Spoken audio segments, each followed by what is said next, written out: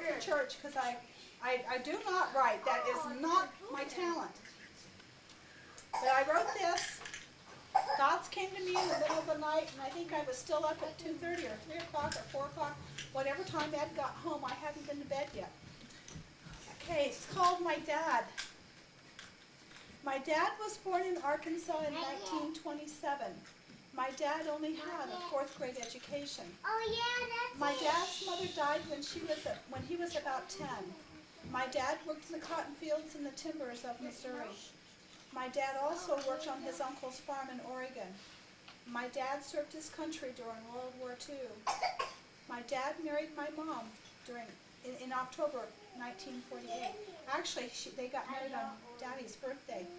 My dad argued with Mom on the night I was born about whether or not she was in labor. My dad's sister had to make him go to the doctor, and I was born before he left the driveway. My dad named me after his mother. My dad finally got a job at Maytag. My dad worked there for over 30 years. My dad bought an old school bus that had been converted into a camper the year that Ed and I got married. My dad drove that thing most of the way to Salt Lake so we could get married. That's when we all learned to like camping. My dad stopped working when we came to visit. My dad had a bad heart. My dad wouldn't go to the doctor unless I went with him. My dad had a 7-pass heart surgery. My dad went back to work after that surgery. My dad liked to visit his family. My dad always had a garden. My dad taught me to work. My dad taught me how to drive a car. My dad slipped on the ice and broke his hip.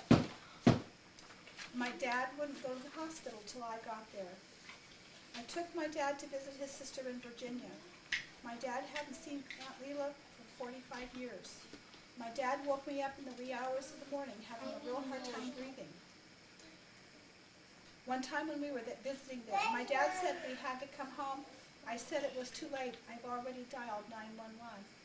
My dad spent that vacation in the hospital. My dad would give you the shirt right off his back. My dad spent hours looking at and reading the family history book that I gave him for Father's Day. My dad was trying to remember all those names.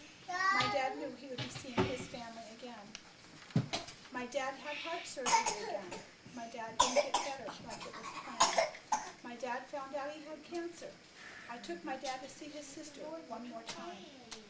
I always sneak food to my dad every time he was in the hospital. My dad came to visit me after I had my gallbladder removed.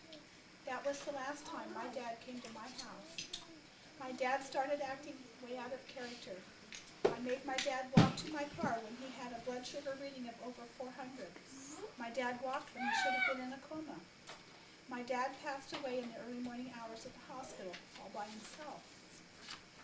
My dad is buried in the cemetery next to my brother. My dad's memories are still alive in my heart. I sure do miss my dad.